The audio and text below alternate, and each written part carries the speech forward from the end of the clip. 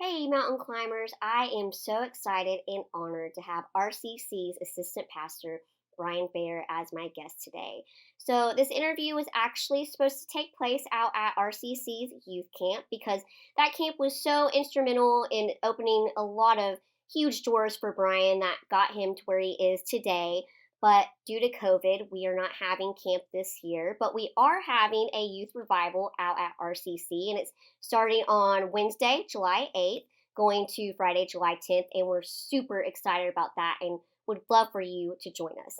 But COVID was not going to keep this interview from happening, and I was just so excited to go out to Evangelistic Outreach and hear Brian share his journey. So, when I think of Brian, I think of the quote, not all who wander are lost, because Brian's journey didn't simply go from point A to point B. It was curvy, it was rocky, it was windy, and honestly, a lot of times it just felt like God was giving Brian whiplash. But as you will see, Brian did have mountaintop victories and the views were spectacular. So here's what I hope you get out of Brian's story. When it seems like God is not allowing you to be content or settled in one area for long, don't stress out about it. Don't get frantic because you will see that everything you're going through, every mountain trail you're climbing, is in preparation to get you to the top.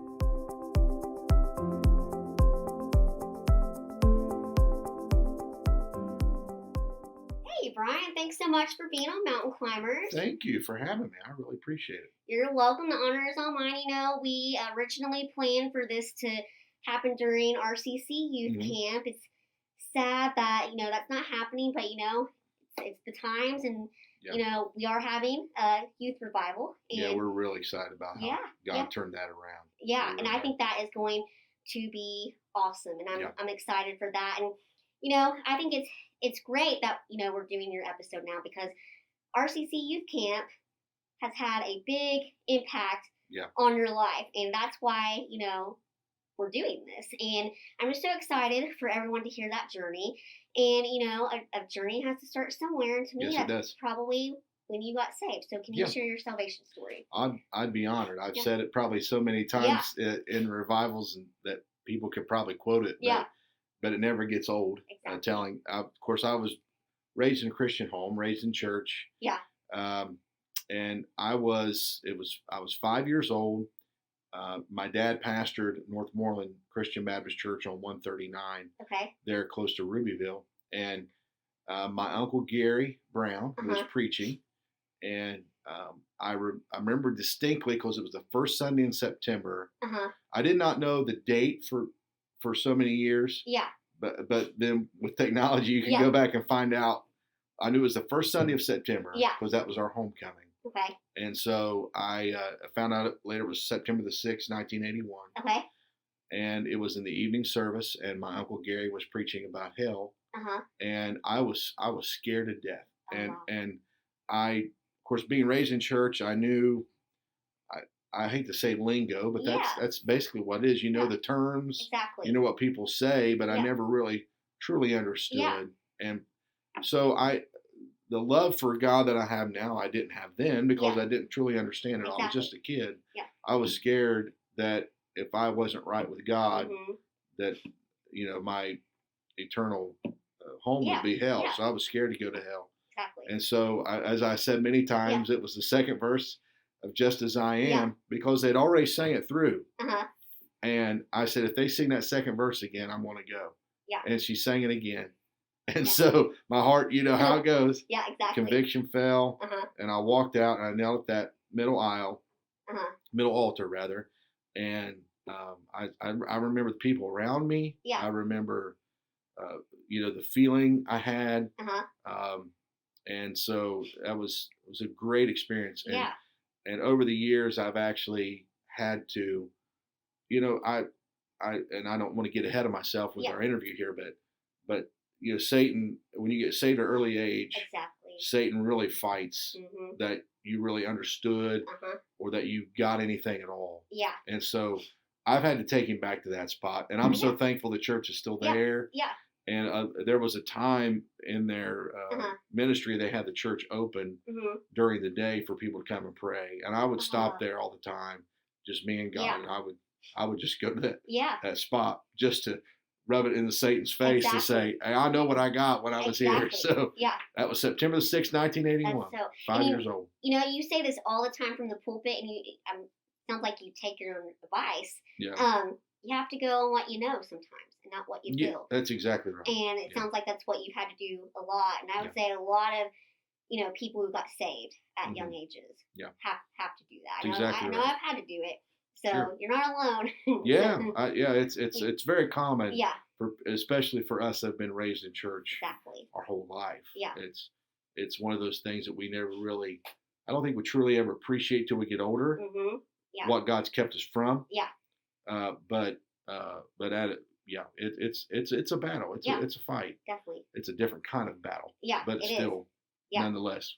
And speaking of a different kind of battle, I would say a different kind of battle is that conviction and calling to become a preacher. Oh yes. So when were you called to preach? I was called to preach. Okay, so I have to start where I first started preaching, so I can find the timeline. September the 18th, 1994 was my first message. Okay. And so, but it was about a year prior to that I really felt like I should be preaching or accept the call to preach.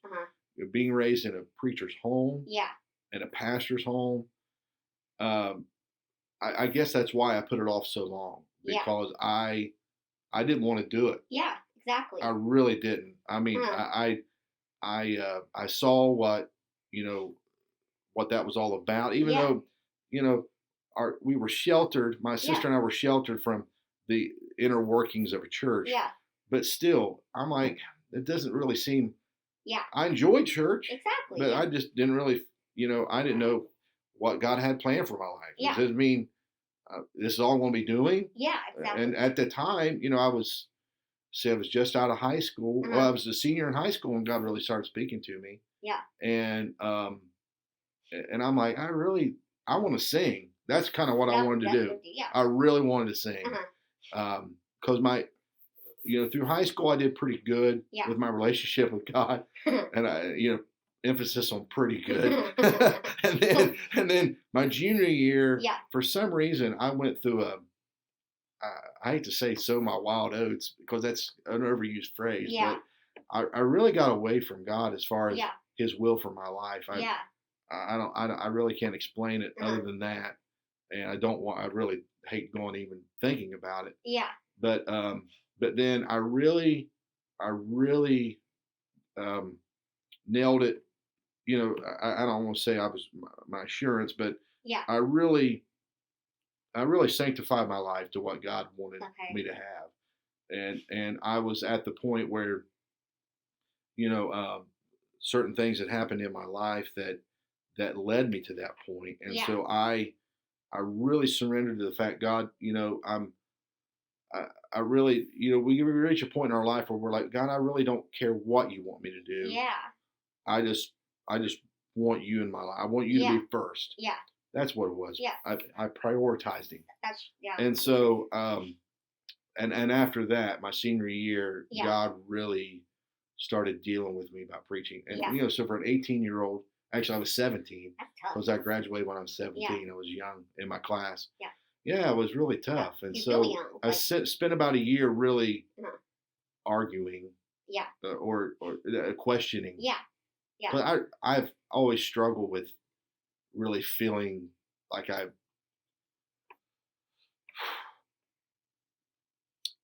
good enough. I'm sorry. I always struggle with like I'm worthy enough to even for God to use me. And you are. And so it's a struggle. It's a real struggle because that was what I thought. I was like, why can't there's other people out there? Why can't I just sing? Because I how much I love to sing, I do. And I thought that's what I was going to do with my life. I know I'm getting off topic here, but I even went to a school of music in 1995. Yeah. Even after I was called to preach. Yeah. Because even though I was called to preach. Yeah. And I accepted that call to preach. I thought, well, I still want to sing. Yeah. You know. So let's get back to the call to preach. Yeah. I'm getting ahead of myself. You're good. I struggled with that, right? So Cal Ray, Pastor Cal was in revival at my home church at Beach Fork. Yeah. And I was struggling with this. And so we had a service. It was just one of those services where God was moving. And I got up and testified at the very beginning. And I just said a couple, 3 things, nothing really, profound, but we had like a fellowship time, and Pastor Cal came over and he hugged me, and I, at this point, I'd asked mom and dad, I'd ask other preachers, and they're like, hey, this is between you and God, basically, And so I'd wake up dreaming about preaching. I actually had 2 or 3 sermons already done. Yeah. But I was still like, no, I don't want to do this. Not for me. So I finally I know we're not supposed to put a fleece out there, but I wanted assurance. So I said, God, send me somebody that doesn't know what's going on, just to confirm this is what you want in my life. Yeah. And that's when Pastor Cal stepped in. I hadn't talked to him. Isn't that crazy? Yeah. I mean, look where you're at now. It's exactly right. So he came and said, hey, the Lord wanted me to tell you, you follow what he said. You trust in him. Wow. You do what he says to do, and I promise you'll be okay. That's amazing. And I just collapsed in his arms because obviously God sent him and put him in the right place at the right time. Yeah. And so I accepted that call. And then at Beach Fork, it was always the thing. If you announce it, you're up the next service. Yep. So that's what happened. Yeah. But it was a packed house first time I preached. That's September awesome. the 18th, 1994. Yeah. Preached on when the walls came down and up again. And it was awful. It was awful. I have it recorded. Oh, it's terrible. About 5 minutes of just nervous. But I felt the Lord that night. Exactly. That's what matters. Yeah, that's exactly right. Yeah. I wish I could say I had a tremendous earth moving, but it was just confirmation. Yeah. Yeah. And if you knew it, if you knew that that's what you were supposed to preach and it was for someone, even, if you feel oh, I just stumbled over my words and, that kind of thing. And I also want to say, never apologize for your tears or, yeah, that's why I got my hanky, because I knew it. Yeah, because, I think a lot of people don't think that pastors and preachers have struggles. Oh, yeah. And I think that's good for them to see that you're human and you have mountains that you need to climb. And the thing is, if you were not humble and, arrogant, then God wouldn't be able to use you. And the fact that's true. The fact that, you have that, sensitivity, he was able to use you.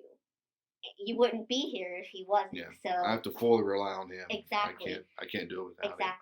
Yeah. One thing I'm curious about is, you mentioned struggling with, you didn't want to preach, you wanted to sing. Right. And a lot of times, I know this is me, when someone thinks or expects that I should do something, even if I should, I don't want to do it. So, like you said, you came from a preacher's home. Right. Do you think maybe you were hesitant because you thought people expected you to become a preacher? I totally agree with that. Yeah. I think I even had people comment.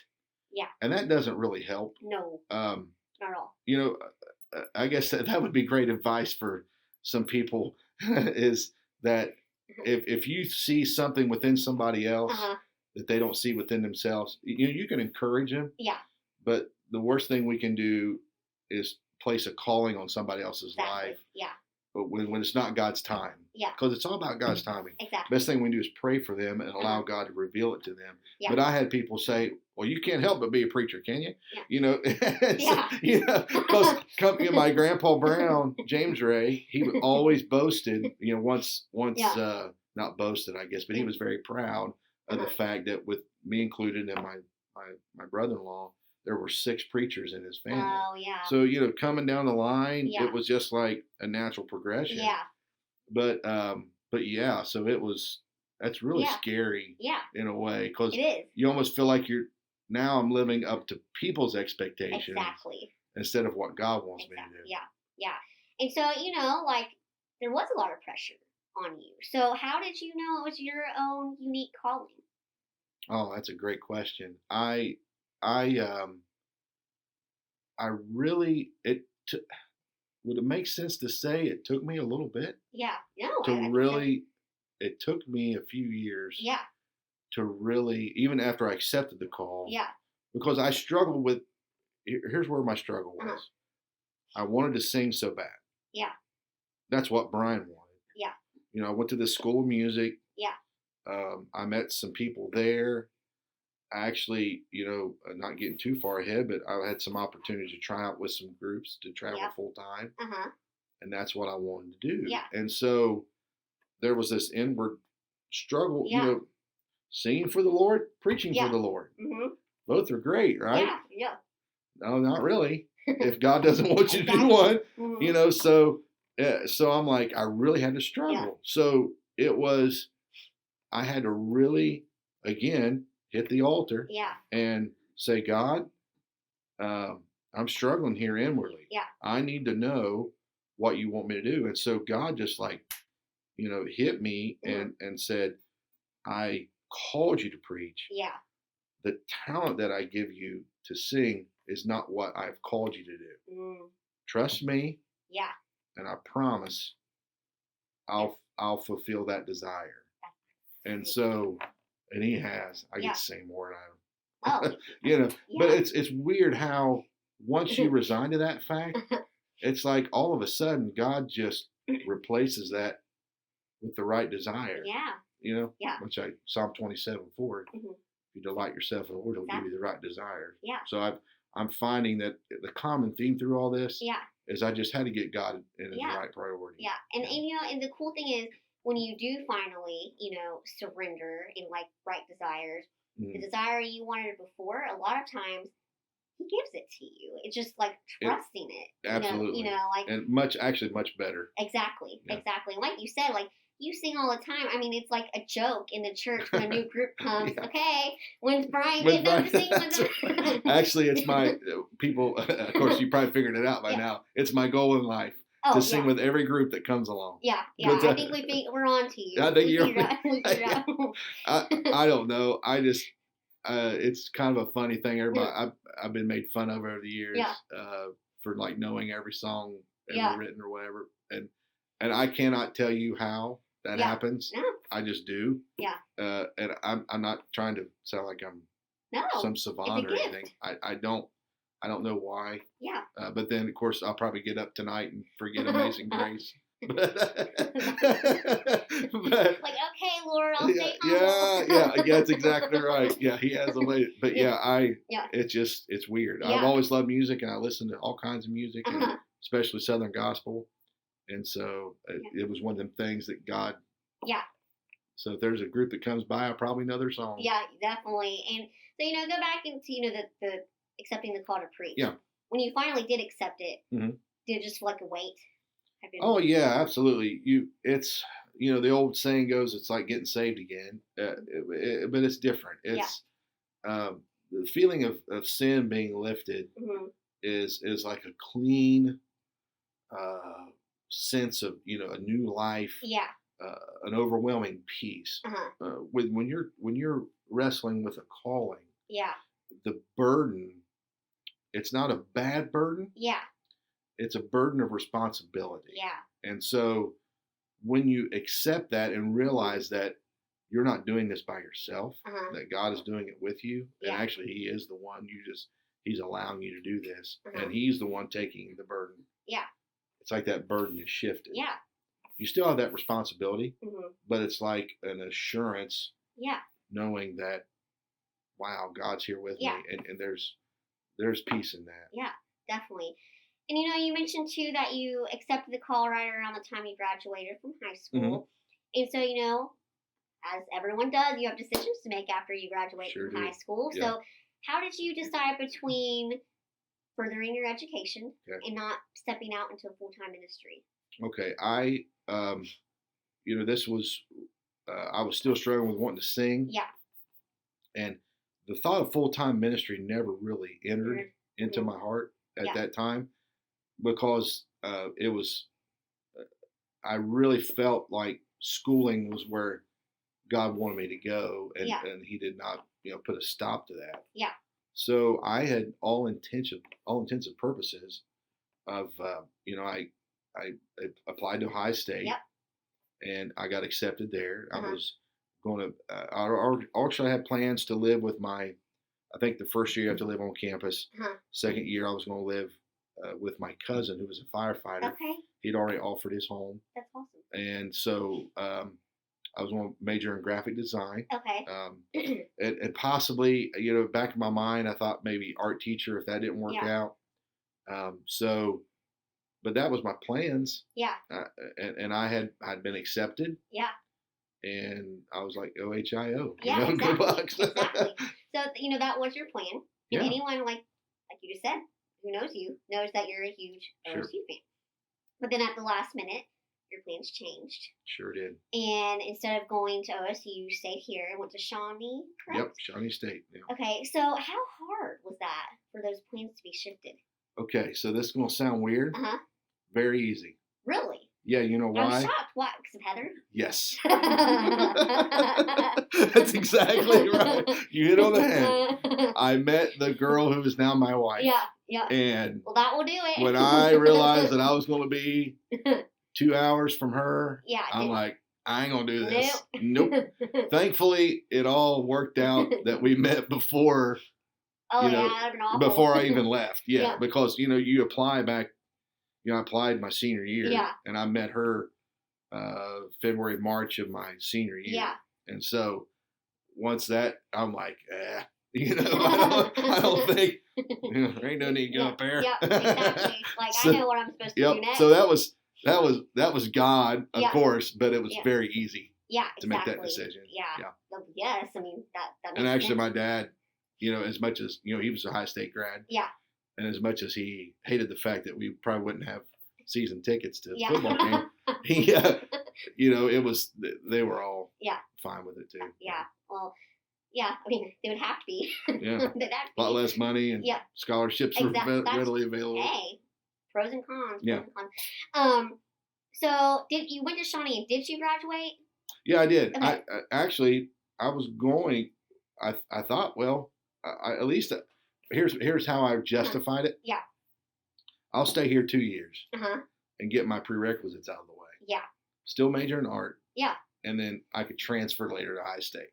Right? Okay. Yeah. I mean, hey, that sounds good. Yeah. And then, but once I was, majoring in art for 2 years. I majored in painting and drawing. Yeah. Minored in drawing. Yeah. And so I got in about halfway in, and I'm like, man, this is just not. Nah. Yeah. I'm like, there's a reason why they call them starving artists. And I didn't. It wasn't going the way I wanted to. Well, I was introduced.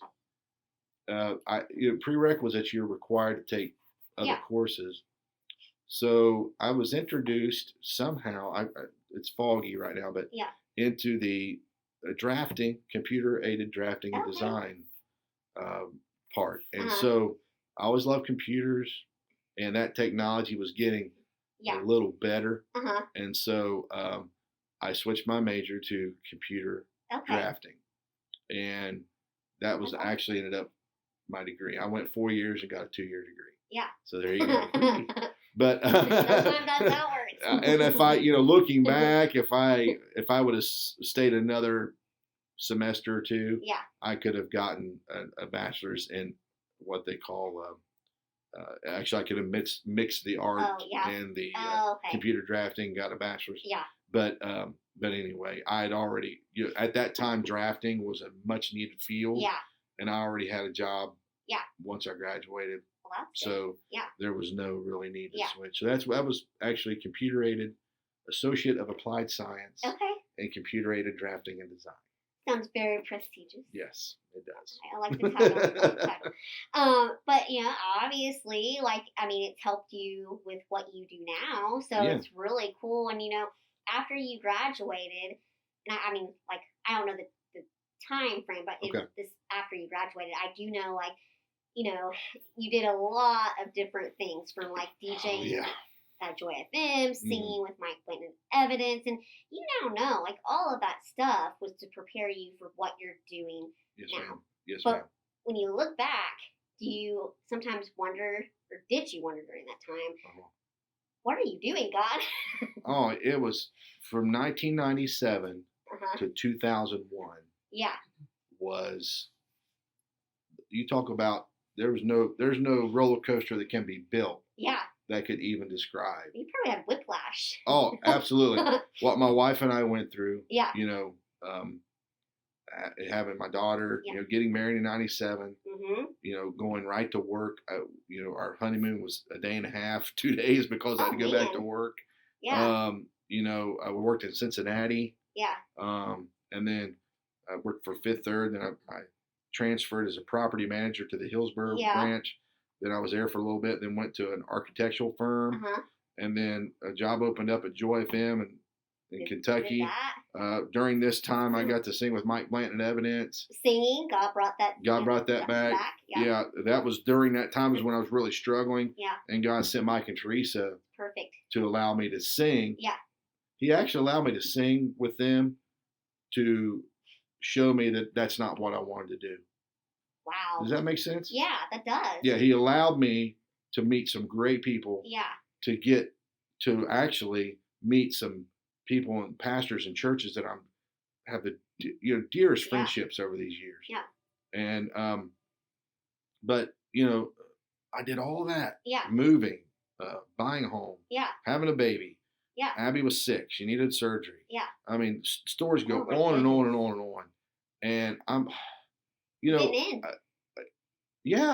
I just, Lord, what is this all about? Yeah. And, you would love it. God just makes a movie of your life. No, I don't know. Actually, I say that, but I don't know if we would or not, because we really wouldn't. We'd probably cringe. Yeah, we wouldn't trust him as much as we should. So man, it was a roller coaster. Yeah. Just crazy. Mm-hmm. And I really, there was always a point where God would always just say, just trust me. Yeah. Trust me. Mm-hmm. And we made some decisions that, Heather really didn't. It's not that we didn't see eye to eye. She always supported me. Yeah. But, they were tough. Yeah. Oh. So. Yeah. But God always said, trust me. Yep. And you did. And I feel like that trust got you here. You started working at Evangelistic Outreach. Yep. 2001. 2001. Mm-hmm. How did God open the doors for that? Man, I was at Joy FM. Yeah. And my dad taught Calray in church camps. Wow. When Calray was growing up. Did not know that. Yep. Okay. So they were at a funeral home at a visitation. Okay. And so Dad and Calray started talking. And I came up in the conversation. This may be not all the details right, but Dad said, "Oh yeah, Brian's a Joy FM, whatever." And he's like, "Oh, I didn't know he was wanting to come back, or whatever." So anyway, I got a call from Cal and asking me if I would pray about. He told me all the things that they were needing here at this ministry and what they were looking for. Yeah. And they knew I was preaching. They knew I had some computer background. Yeah. Stuff like that. And so at that time, the internet, World Wide Web was just starting to really take off. Thanks, Al Gore. And thanks, Al Gore. And Calvin, Dr. Evans, and Calray always had a vision to use what was available to get the gospel out. Yeah. But they were at a point where they're like, we really need some help in this area. Next level. Yeah. So they talked to me about it. And for those of you that know Calray and Dr. Calvin Evans, they do not get in a hurry about anything, but they allow God to work it out in His time. Exactly. So I I was praying about it. I was really anxious. Still at the radio station. Mm-hmm. I love doing that. I learned some really valuable information during that time. Met some great gospel groups. Got to meet some of my heroes. That's awesome. Got to interview them. I mean, Gaither Vocal Band. I mean, doesn't get any better than that. You got to meet them? Oh yeah, I got to interview them. Oh, it was great. Goodness. Yeah, can you get them on here? Huh? Can you get them on here? Mountain climbers? Oh, I don't think they remember me. You're Brian I don't think Bill knows who I am. You're Brian Baer. Yeah, but I could probably work it out. But so I got to do a lot of things that was really neat, really cool, and met some great people. Worked with some great people. So 2001 came, right? And so it's they called me back. Mm-hmm. I was actually I was filling in with the singing group on the road, and I was in the back of the bus, and they called me and said, "Can you come in and meet with us?" And I was like, "Sure." So we brought Heather, and I met. I'll never forget it, man. You talk about, in this area, there's no greater men than Dr. Calvin Evans and Dr. Calvin Ray Evans. Yeah. And for a preacher to walk into their office, I mean, this is it. Yeah. You know what I mean? Yeah. I thought, wow. Yeah. So I sit down, me and Heather, and we started talking out details and so in my heart I'm like, I'll take it. Yeah. Yeah, I'll do it. Whatever. But let's draw up the papers. Yeah. We prayed about it, and I really felt this is where I needed to be. So, of course, Mike Collins, who was at the radio station, he was just ecstatic for me, and so it worked out. I think it's July 1, ironically, 2001, when I started. That's like, oh my goodness, that makes it even cooler that we're doing it. Yeah, today's July 1, 2020. So wow, well, happy anniversary. 19 years. Wow. Yeah, crazy. Is it 19 or 20? 19. 19. I'm English brain, Brian. 19 years. 19 years. That doesn't seem possible. Oh, that's crazy. So yeah, that's how it worked out for me to come here. Well, when you came here, kind of got a little more stability. Than like back and forth. But when you got here, did you sense that you were at the top of your mountain? Or did you think there was more puzzle pieces that God had for you for the bigger picture? I felt like I was at a plateau in the mountain. Okay. Like I'd have arrived. Yeah. At this point. Okay. I at that time I felt like there ain't nothing else for me to do because I've made it. Yeah. I'm with Evangelistic Outreach. Yeah. Wow. Yeah. And then it took me a little bit to actually decipher and to figure out that God was using 1997 through 2001 to prepare me for what I'm doing now. Yeah. The graphic design, the computers, the radio. Yeah. That's what I'm doing here. Yeah. So to have that assurance that, okay, yeah, I got it now. Yeah.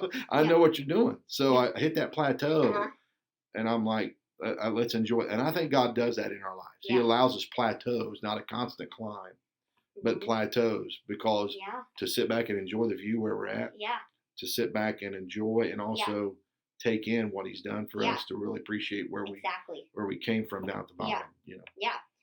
Well, he had another climb for you in your future, and I know it was very hard, but I mean, it's very fruitful as well. And so, when you were, contacted and asked if you wanted to be the evangelist for RCC's youth camp, did you ever imagine the journey God was about to take you on?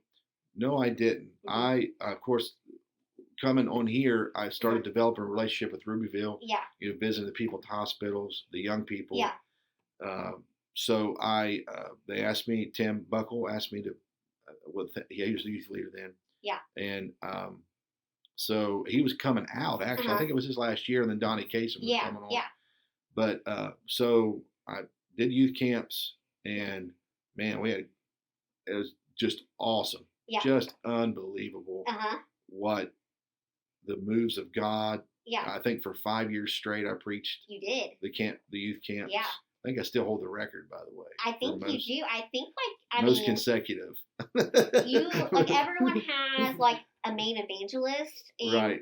For my generation season of camp, you right. were my main camp evangelist, and not to make you feel old or anything. But your first year, I was 15 years old. That ain't even right. So just like a year younger than Alex. Isn't Alex 16 now? Yeah. So anyway, I think I remember it pretty well, but still, that I was young, so the details are pretty hazy in the time frame of everything. But did you start feeling that first year, that pull that you needed to move your family from Beach Fork to Rubyville? Okay, I didn't feel it initially. Okay. It was 2004. Okay. That's when that feeling started to come. Okay. And that climb started to happen again. Yeah. It was like, I can't explain it. It's just a sense of you're not complete. Exactly. So then I started feeling that. I wake up in the middle of the night. Oh, yeah. Preaching at Rubyville. And then I went into that camp that year. Yeah. Alex, let's see. Alex had just been born. Yeah. July the 6th is his birthday. He'll be 16. And so Heather wasn't there. Yeah. So I had that whole week. I put the fleece out there that you're not supposed to do. But no, I wanted that assurance that so that whole week, to this day, people that were there that year have no idea what the impact that some of them had made. Cool. Because they had, or they would pull me aside or say some things that just was exactly what I needed to hear. Yeah. I remember that year, I seemed like there was a red shirt. Like the blood year. Yeah, that's what it was. Not for sale. Not for sale. Not for sale. That was it. Yeah. That was it. Yeah. So I remember melting one night during the service, and just I knew that was what I needed to do, and I was still struggling to know what to do, and then because Alex had just been born. Exactly. Yeah. I went through the Christian Baptist camp meeting, which was the following week. Yeah. I don't remember anything about that year. I really don't, other than the fact I knew I needed to leave Beach Fork and come to Rubyville. Yeah. And so during that time was kind of when I spoke to Pastor Cal about it. And, my parents. Yeah. I'm sure that was tough. Well, I want to tell you something. I'm not sure if you know this story or not, but that year that, right before you came to RCC, which we'll get to that, I think it was a group of us, we did this where we would go to the McDonald's that was closed the last Saturday. Like me, Lindsay, Jessica, Ruggles, David Atkins, and wherever David was, Adam Kirkland was there. Yeah. So, and we were just talking about how great camp went, and of course we had no clue what you were thinking and struggling with. Right. And we just talked about how great it would be if Brian Baer started coming to Rubyville Community Church. Have you ever heard that story? No, I never did. Yeah, and then like a few months later, there you were. There we are.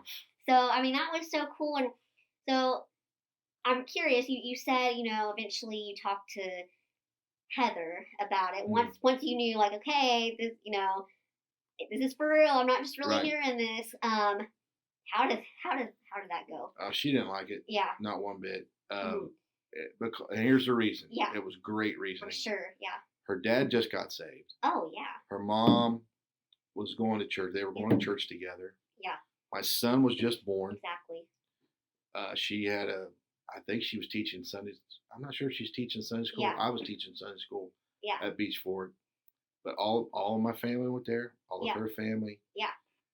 And I'm thinking, I told Heather, I was like, I don't know nobody.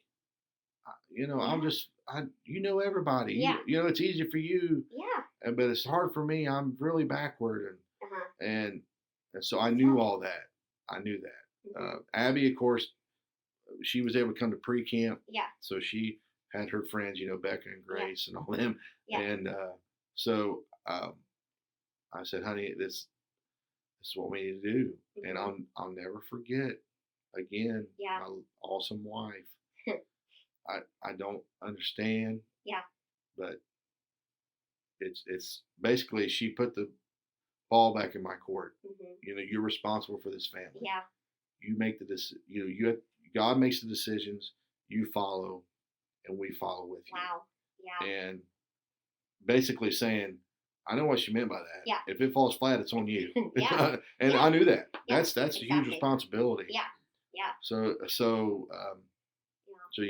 she really had a tough time initially. I completely get it. You know, like when I went to Asbury, and you know, you have to find a church, and that's tough. Like when you're backward, and you know, you don't have the personality of Brian Baer. You know, right. You know, everyone. Never meet a stranger. Yeah. And so anyway, so I get it, and you know, you mentioned Cal. Right. What was his reaction? Oh well. I was looking for some help. And you didn't get it. I didn't really get it. He's like, I can't help there, bud. You know, I called him. I think I was coming out of Walmart. I remember that. And I was like, man, I really think I need to move my family to Rubyville. Yeah. And he's like, bud, he said, that would be great. If God wants you here, we want you here. Yeah. But here's what he said, Whitney. He said, remember this. If you don't come and you're supposed to, Beach Fork will go on just fine. Rubyville will go on just fine. Yeah. But you won't. Wow. If you're supposed to stay at Beach Fork will be fine. Yeah. Rubyville will be fine. Yeah. You know, and you'll be fine. But you have to go where God, basically what he's saying, the churches will be fine. Yeah. Without me. Exactly. Because ministry is not run by man. Yeah. And he said, but you got to do what you know is best for you and your family. Yeah. And so, he basically said, you're on your own. Yeah. And I fully appreciate that. I really do. Oh, it'd be such a hard decision because, you know. Yeah. I mean, the decision you made was going to change the course of your life no matter what you did. And there was no, you know, I wasn't asked to be an assistant pastor. Yeah. I wasn't asked to be in the youth director or whatever. I was just coming. You're just coming to attend. Yeah. Well, that goes against everything I've ever been taught. Yeah. Yeah. You know, you just don't leave a good church to go to a good church. Yeah, because you were established, you were used at Beach Fork, and you know, so when you finally decided that you would, you know, attend RCC, and you were, you know, stepping out in faith and doing it, like we said, you know, you're leaving Beach Fork, which was and still is a very anointed, you know, church, and you know, you're leaving a place of where you're settled and you know how everything works. But you know, you had to go. And so like, I would have to imagine that you dreaded telling your friends and family because, you know, not everyone was going to get it. And so how was that? I can see it was, you know, tough. It's the toughest decision I've ever made. I'm sure.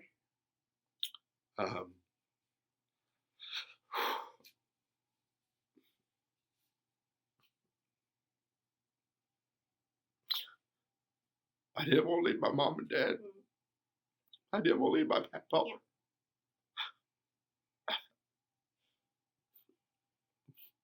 My papa was my hero.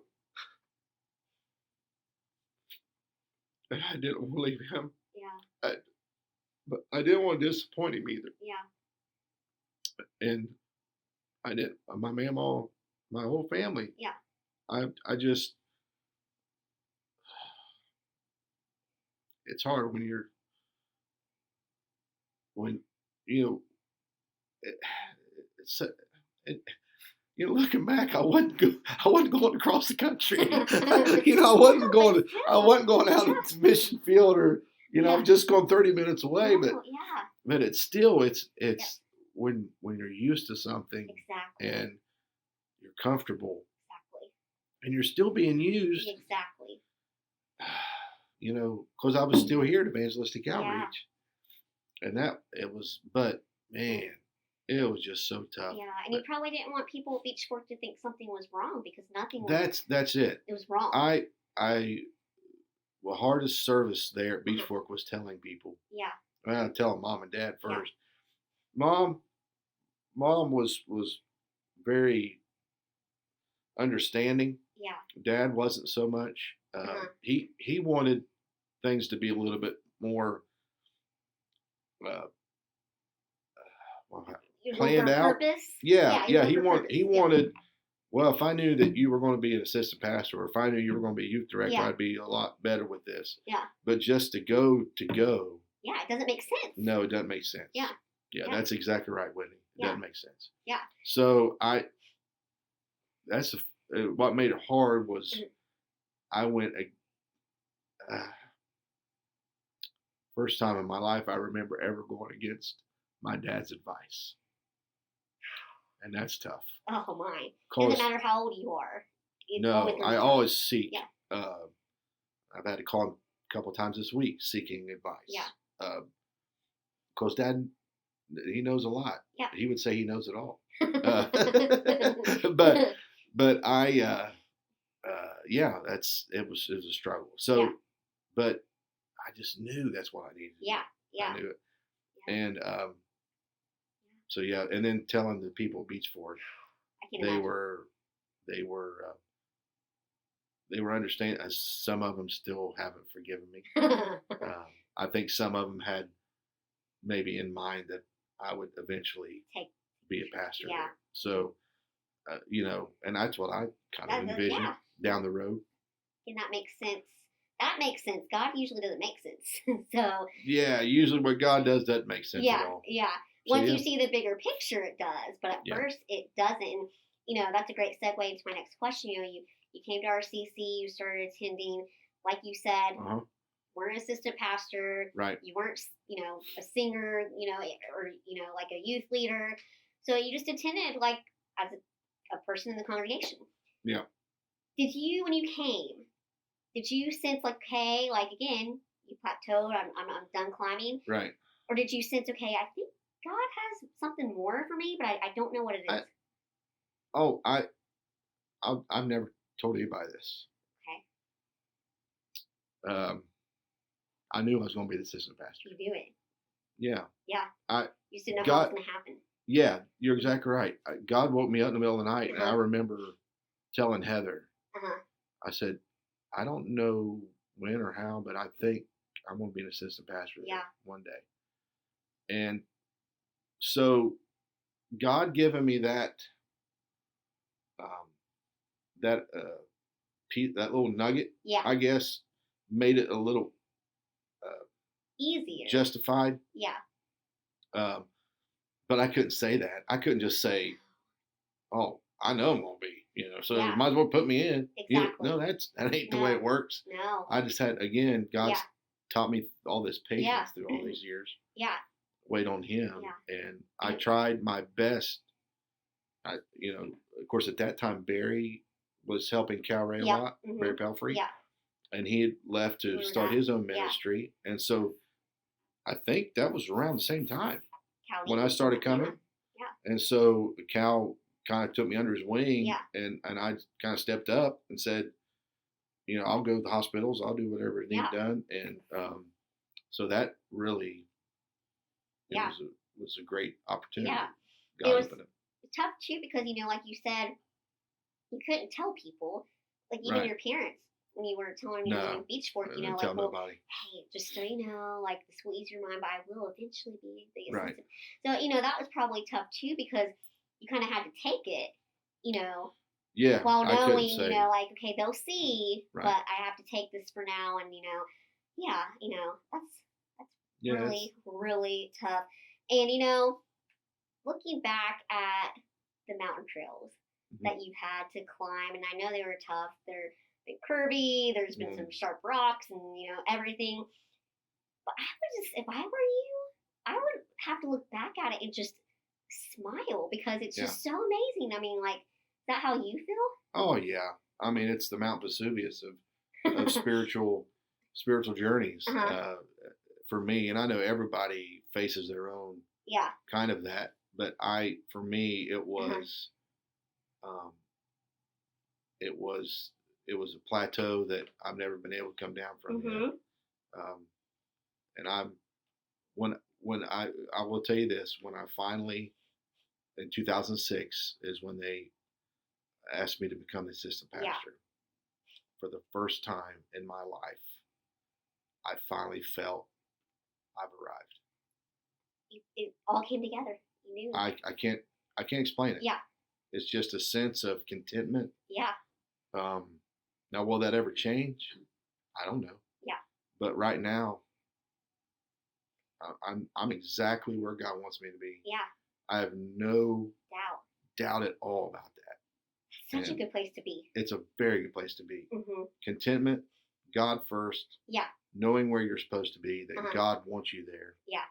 There's no better feeling in the world. No, not at all. And, you know, as we come to a close, I mean, I think this is a perfect way to, you know, go into this last question. You're where you're supposed to be. You have contentment.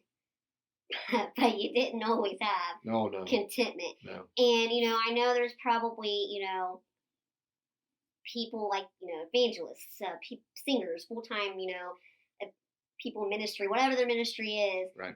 They might be experiencing what you were experiencing, where it just feels like God is like giving them whiplash. We talked about that. They're going from one thing to another. And what are you doing, God? Like, I need some stability.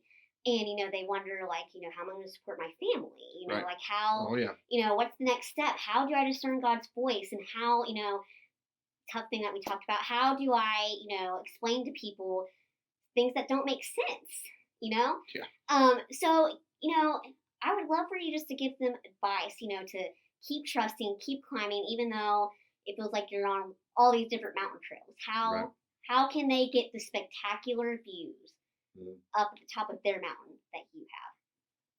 You have to, mountain climbing is not a sprint. Mm-hmm. Mountain climbing is, you know, I told you this, I've done my own stories, sermons on mountains. You have. It's not a sprint.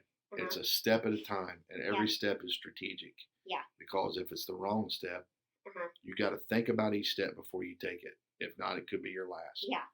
So what that translates to me is you can't get ahead of God. Exactly.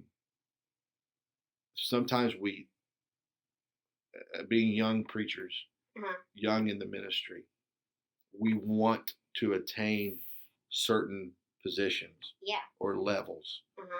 And we have to understand, you know, one of the most famous preachers, I won't mention his name, but one of the most famous evangelists that we have in our nation right now started out as a janitor, cleaning a church. And he was just a young kid. Yeah. And now he's got a worldwide ministry. You know, but that happened, you know, decades ago. His first church, he cleaned it and found a quarter cleaning the pews, and that was his first offering. Yeah. Now, you know, they're helping millions of people all over the world. Yeah. So, you know, it's a matter of God's timing. It's a matter of not getting ahead of him. Yeah. And it goes back to what we were saying first. Delight yourself in the Lord, and he'll give you the desires of your heart. Yeah. Okay, so I've said it so many times, it's like a broken record. He's not Santa Claus. No. It's not a list you make and say, oh, if I serve you, God, you're going to give me this and this and this. Yeah. No. Yeah. No. The main point is delight yourself in the Lord. Exactly. And then you'll find that the desire of your heart is to continue to delight yourself in the Lord. Yeah.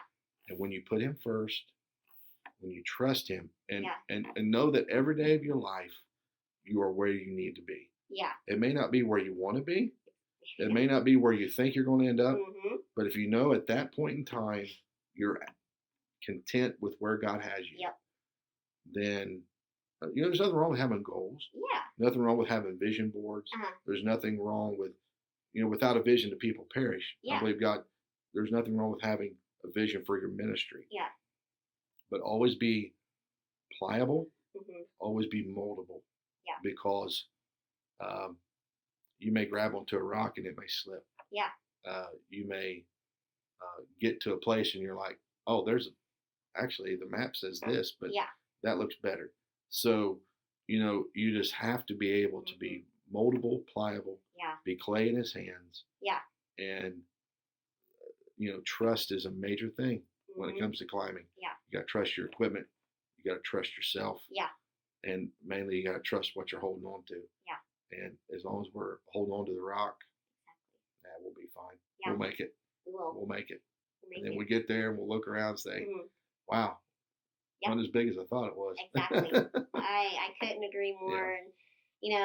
And, I know I can speak for all of RCC when I say we're so glad that God brought you to us, and you're a big blessing. To me, it just seems like you've been there my whole life, even though I can't fathom a time that you haven't been there. And so, so you do so much for our church, this community, this world, and so I thank you for the impact. And I'm so excited to see what God's going to do with this interview. Because like we said, there are people who are going from here to here to here to here, and they wonder, are they ever going to see the big picture, the mountaintop that God has for them? And I think through your words, they will. They'll know that they can make it to the top.